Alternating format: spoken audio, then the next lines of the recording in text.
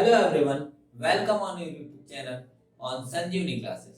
पिछले लेक्चर में हम लोग ने फॉर्मूला मेथड सीखा था। इसी के साथ हम आगे बढ़ते हुए आज फैक्टराइजेशन मेथड सीखने जा रहे हैं। फैक्टराइजेशन मेथड में हम लोग एक एग्जांपल के साथ सम को स्टार्ट करते हैं। पहला sum X square plus 7x plus 10 is equal to 0। इस सम को हम लोग फैक्टराइजेशन मेथड से सॉल्व करना स्टार्ट करते हैं। फैक्टराइजेशन में हम लोग सबसे पहले देखते हैं कि x का कोएफिशिएंट क्या है और लास्ट वाला नंबर क्या है। तो यहाँ पे x का कोएफिशिएंट 7, मतलब ये जो x का कोएफिशिएंट होता है वो आपका प्लस करने पे आना चाहिए नंबर, और ये जो आपका 10 वाला नंबर है वो मल्टीप्लिकेशन करने पे आना चाहिए। तो ऐसे कोई दो नंबर बताओ जो मल्टीप्लिकेशन करने पे 10 आना चाहिए और एडिशन या तो सब्ट्रैक्शन करने पे +7 आना चाहिए। तो ऐसे दो नंबर आपको पता है क्या? थोड़ा सा सोचेंगे तो आपको वो दो नंबर मिल सकते हैं। सबसे पहले अगर हम लोग प्लस पे जाएंगे तो थोड़ा कंफ्यूजन होता है कि 5 ले या 2 ले या 3 ले या 4 ले, ऐसे भी हो सकते हैं, बट ऐसा नहीं करना है, हमें स्टेप बाय स्टेप चलना है। सबसे पहले हमें मल्टीप्लिकेशन पे जाना है। अगर एक बार मल्टीप्लिकेशन को हम लोग थोड़ा सा मैनेज कर ले तो ऑटोमेटिक प्लस और माइनस वाला प्रॉब्लम सॉल्व हो जाता है। तो अगर हम लोग 10 को देखें तो 10 कौन कौन से टेबल में आते हैं, जरा सोचिए। 10 आता है 2 के टेबल में और 5 के टेबल में, और तो किसी के टेबल में आता नहीं है। और 10 के टेबल में आता है तो वो ले नहीं सकते, क्यों? क्योंकि 10 और 1 लेंगे हम लोग, 10 1 जा 10, तो 10 + 1 अगर हम लोग किए तो 11 हो जाता है, इसलिए हम लोग ये नहीं लेंगे। हमें क्या चाहिए? 7 चाहिए। ओके, और अगर हम लोग 10 - 1 लेंगे तो 9 हो जाता है, बट हमें ये नंबर चाहिए ही। ओके, तो हम क्या करेंगे? 2 5 जा 10 या तो 5 2 जा 10, तो दोनों में से आप कोई भी नंबर ले सकते हैं। तो कंसीडर है कि हम लोग छोटे नंबर से हमेशा स्टार्ट करते हैं, टेबल नंबर 2 से स्टार्ट करते हैं। तो 2 और 5 ये हमें दो नंबर मिल रहे हैं, 2 और 5। 2 5 जा क्या होता है? 10, तो हमें मल्टीप्लिकेशन करने पे 10 आ जा रहा है, और 2 + 5 7, 2 + 5 करेंगे तो 7 आ जा रहा है। मतलब वो ये दो नंबर है जो मल्टीप्लिकेशन करने पे 10 आता है और एडिशन करने पे 7 आता है, तो हमें वो दो नंबर मिल गए। अब इसी के साथ हम लोग आगे बढ़ते हैं, और सबसे पहले यहाँ पे एक्स स्क्वायर है तो उसको हम लोग को एज इट इज लिखना है। मींस एक्स स्क्वायर हमको एज इट इज लिख लिए। अभी हमें जो दो नंबर आए हैं वो दो नंबर यहाँ पे एज इट इज लिख लेना है। क्या लिखना है आपको? +2 है और +5 है। ओके, तो आप क्या लिखोगे यहाँ पे? +2 और +5। ओके, फिर उसके बाद आपको ये जो 2 और 5 है उसके साथ x इंक्लूड करना है। तो यहाँ पे क्या लिखोगे? x, और यहाँ पे क्या लिखोगे? x। ओके, और ये लास्ट वाला टर्म है उसको एज इट इज लिख लेना है, इज इक्वल टू 0। तो आपको क्या मिला equation? x² + 2x + 5x + 10 is equal to 0। अब टोटल यहाँ पे आपको दिख रहे हैं चार टर्म, यहाँ पे दो टर्म और यहाँ पे दो टर्म। इस दो टर्म में से हम लोग को इसके पास भी x है और इसके पास भी x है, इस वाले x के पास 2x है और इस वाले x के पास 1x है। तो जब भी दो टर्म के पास सेम चीजें रहती हैं तो हम हमेशा कॉमन लेते हैं। ओके, यहां से हम लोग को क्या लेना है? x कॉमन ले लेना है। इसके पास भी x है, इसके पास भी x है, इसलिए हम लोग क्या ले रहे हैं? x को कॉमन ले रहे हैं। जैसे ही x को कॉमन लेंगे तो इसके पास 2x है, तो हम लोग एक x बाहर ले लिए तो अंदर कितना बच जाएगा? एक x सिंगल x बच जाएगा। ओके, और यहाँ पे +2 लिख देंगे। क्यों? क्योंकि यहाँ पे तो हम लोग ने x बाहर ले लिया तो एक भी x नहीं बचेगा, राइट ना? ठीक, अब यहाँ पे प्लस, यहाँ पे 5 है, x है, +10 है, यहाँ पे दोनों के पास x है क्या? नहीं है ना, तो यहाँ पे हम लोग x कॉमन नहीं लेंगे। ओके, अब हम लोग आते हैं नंबर पे। ये 5 है और ये 10 है, जरा सोचिए 5 और 10 कौन से टेबल में आते हैं? तो 5 और 10 अगर आप नोटिस करेंगे तो 5 और 10 5 के टेबल में आते हैं। 5 1 जा 5 और 5 2 जा 10, तो जिस टेबल में आते हैं उसको आपको यहाँ पे लिखना है, देन उसके बाद जितने टाइम में आता है उसको आपको अंदर लिखना है। तो 5 कितने टाइम में आता है? 1 टाइम में। 5 1 जा 5, और इसको एज इट इज आपको x लिख देना है। एज इट इज लिख रहे हैं हम लोग इसलिए क्योंकि हम लोग x बाहर नहीं लिए हैं। ओके, और ये जो 10 है आपको 10 5 के टेबल में 10 कितने टाइम में आता है, 2 टाइम में आता है, तो 5 2 जा 10 इज इक्वल टू 0। अब आप 1x लिखिए या ना लिखिए डजंट मैटर, तो 1 कभी 1 हटा भी सकते हैं और 1 लगा भी सकते हैं। ओके, सो अगर आप नोटिस करेंगे तो देखिए x+2 और x+2 सेम दिख रहा है आपको। सो आपको क्या करना है, जस्ट कभी भी सम, कोई भी सम फैक्टराइजेशन का कोई भी सम होता है जिसमें x+2 मतलब यहाँ पे जो ब्रैकेट होते हैं वो सेम होते हैं। ओके, सो ये जो दो नंबर आपको x+2 और x+2 दिख रहा है इसको क्या करना है, एक सिंगल बार लिख देना है। अगर दो टर्म कभी भी सेम दिखते हैं उसको एक बार ही लिखते हैं, कब, फैक्टराइजेशन मेथड में। ओके, और जो डिफरेंट मेथड बचे हुए हैं, डिफरेंट क्या बचा हुआ है, x+5 इज इक्वल टू 0। तो मैंने क्या लिखा आपको, x+2 2 टाइम था उसको 1 टाइम लिख दिया, और जो रिमेनिंग पार्ट बच गया x+5 उसको मैंने एज इट इज लिख दिया। इज इक्वल टू 0 था तो मैंने इज इक्वल टू 0 लिख दिया, बराबर। ओके, अब x+2 इज इक्वल टू 0 लिख लेने का और x+5 इज इक्वल टू 0 लिख लेने का। इट मींस दोनों को इज इक्वल टू 0 आप दे दीजिए। Okay, so x+2 is equal to 0 और x+5 is equal to 0। Okay, इतना आपको समझ गया। अब आपको x की वैल्यू इसमें भी फाइंड आउट करनी रहती है, और हमेशा ही फैक्टराइजेशन मेथड हो, स्क्वायर मेथड हो या तो फॉर्मूला मेथड हो, हमेशा दो वैल्यूज ही निकलती है उसमें। ओके, तो यहाँ पे भी आपको ऐसा लग रहा होगी यहाँ से भी एक x की वैल्यू फाइंड आउट कर सकते हैं और यहाँ से भी हम लोग x की वैल्यू फाइंड आउट कर सकते हैं। सो हम लोग को x+2 इज इक्वल टू 0 है, यहाँ से x की वैल्यू फाइंड आउट करनी है, तो आप क्या करोगे, जो नंबर है उसको उस साइड भेज दो, इट मींस राइट साइड भेज दो। तो राइट साइड भेजेंगे तो यहाँ पे +2 है, उस साइड जाएगा तो -2 बन जाएगा। ओके,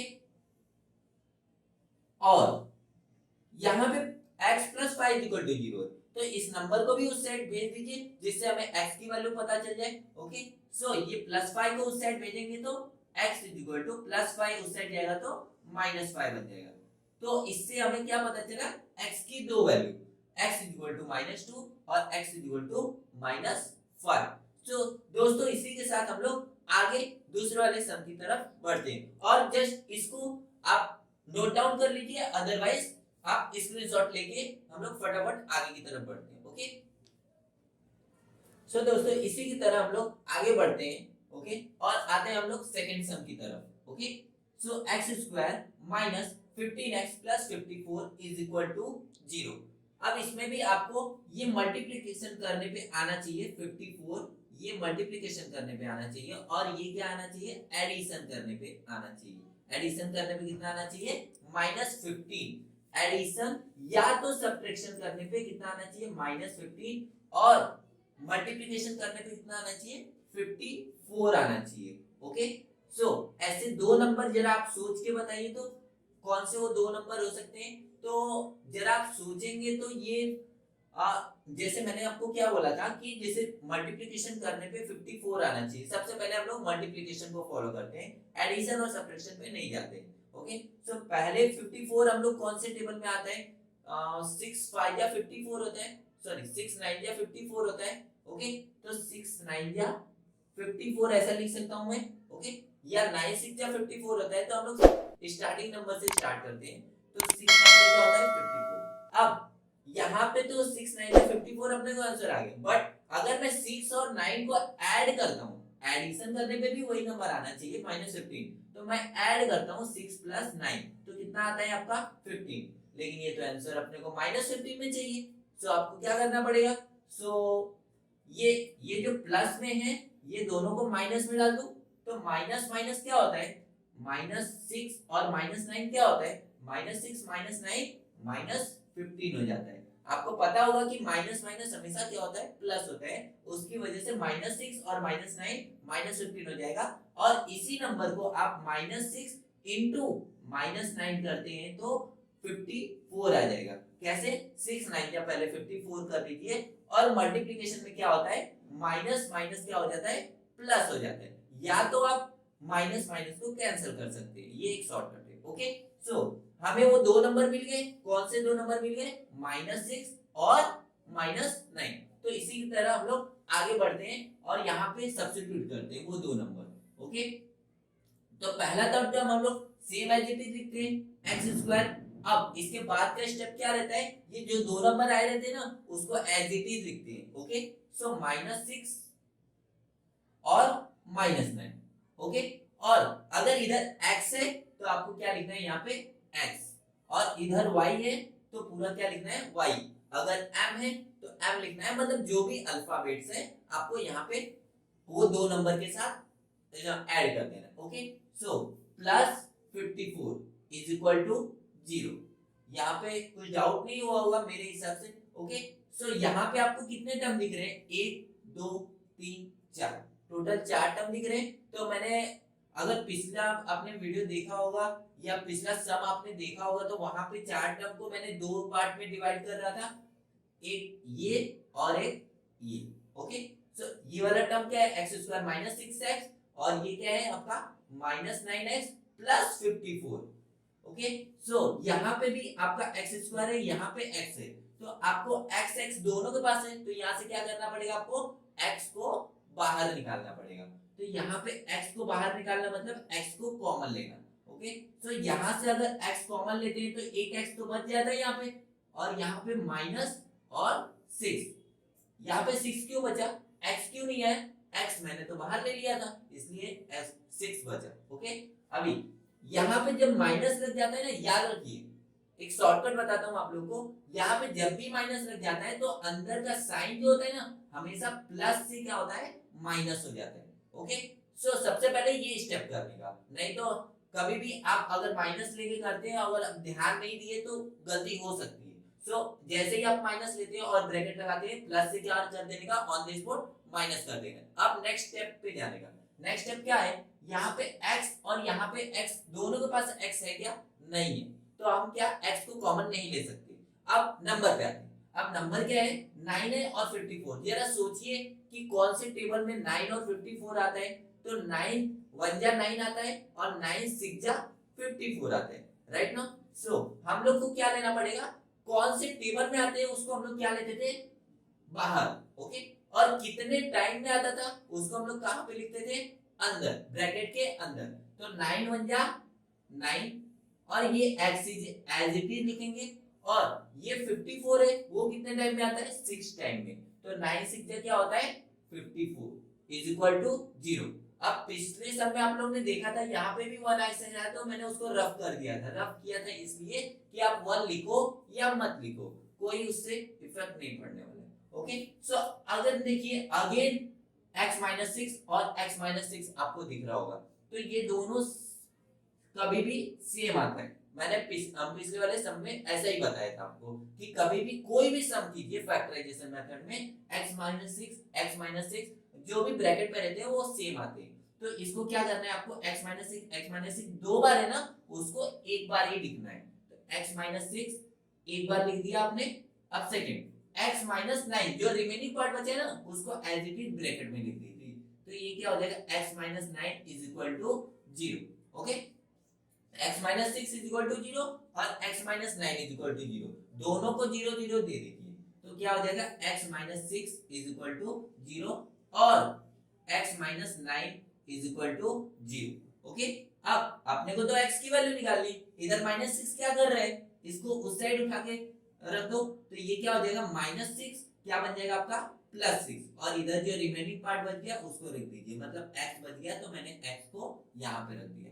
ओके, प्लस और ये x - 9 इज इक्वल टू 0, आपने को तो x की वैल्यू निकालनी है, तो यहाँ पे -9 क्या कर रहे हैं? तो उसको उस साइड भेज दीजिए, तो x की वैल्यू क्या हो जाएगी? -9 से +9, मतलब x की वैल्यू +9 हमें आ जाएगी। तो इससे हमें दो वैल्यू इसकी भी पता चल गई, क्या? x इज इक्वल टू 6 और x इज इक्वल टू 9। सो दोस्तों इसी के साथ इसको नोट डाउन कर लीजिए या अदरवाइज आप स्क्रीनशॉट ले लीजिए। ओके, सो दोस्तों इसी के साथ हम लोग आगे बढ़ते हैं। ओके, और तीसरे सम पे।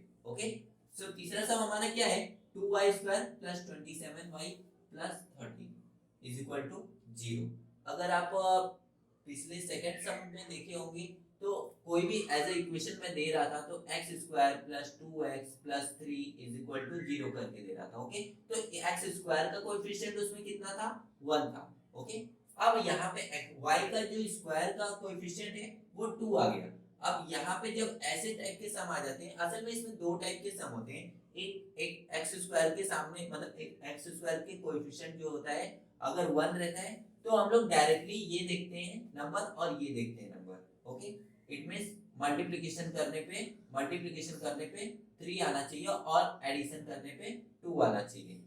इस टाइप के सम। बट कभी इस टाइप का सम आ गया तो आपको क्या करना है, ये जो स्टार्टिंग का y स्क्वायर है उसका कोएफिशिएंट और जो लास्ट वाला टर्म है इन दोनों को आपस में क्या करना है, मल्टीप्लाई कर लेना है। क्या करना है, मल्टीप्लाई कर लेना है। सो तो सबसे पहले हम लोग मल्टीप्लाई कर लेते हैं। तो मल्टीप्लाई करने पे जैसे सोचिए क्या आ सकता है, 2 से 13 का मल्टीप्लाई करेंगे तो 13 2 क्या आता है, 26। ओके, सो ये लास्ट टर्म है तो यहाँ पे क्या होगा कि मल्टीप्लिकेशन पे करने पे क्या आना चाहिए, 26 आना चाहिए। और हम हमेशा बीच वाला नंबर तो हमेशा एडिशन करने पे आना चाहिए या तो सब्ट्रैक्शन करने पे आना चाहिए। तो यहाँ पे क्या है, प्लस या माइनस करने पे ये नंबर आना चाहिए। कौन सा नंबर, 27। तो एडिशन करो या तो सब्ट्रैक्शन करो, वो कितना आना चाहिए, 27। ऐसे दो नंबर जरा बताइए आप कौन से हो सकते हैं, जरा सोचेंगे तो आपको थोड़ा क्लिक होना स्टार्ट होगा। ओके, सो तो सबसे पहले हम लोग प्लस माइनस पे नहीं जाते हैं, सबसे पहले हम लोग मल्टीप्लिकेशन पे जाते हैं। जरा सोचिए कि मल्टीप्लिकेशन में ऐसा कौन सा टेबल होगा जो मल्टीप्लिकेशन या टेबल पढ़ने पे हम लोग को 26 आ जाए। तो 26 2 13 क्या हो सकता है, 26 या 13 2 26 होता है। ओके, तो 13 2 हम लोग को इजी पड़ता है तो 13 2 लेते हैं तो क्या होता है, 13 2 26 होता है। ओके, तो यहाँ पे 13 2 26 हो रहा है, ये नंबर लेके देखते हैं शायद आ जाए। तो 13 2 क्या होता है, 26। ओके, अगर हम लोग 13 2 26 तो आ रहा है बट एडिशन पे भी हमें ध्यान देना पड़ेगा या सब्ट्रैक्शन पे भी ध्यान देना पड़ेगा कि 27 चाहिए।